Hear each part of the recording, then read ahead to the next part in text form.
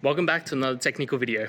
Today, we'll be going through your question, answering it, and hopefully finding that solution you need. Guys, remember to stay just a little bit crazy, just like me, and work through to that resolution. Now, let's get started.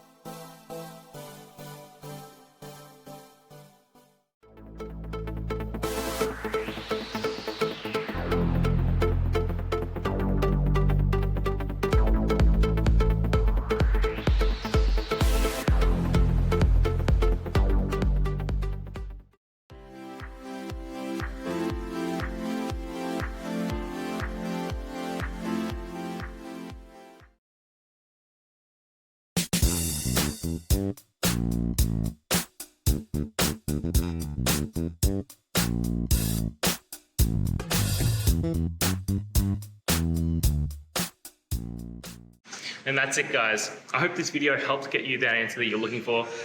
Now, I'll see you next time. Please subscribe for more question and answer videos. And if you have any more, please just shoot them through in the comments. Have a good one.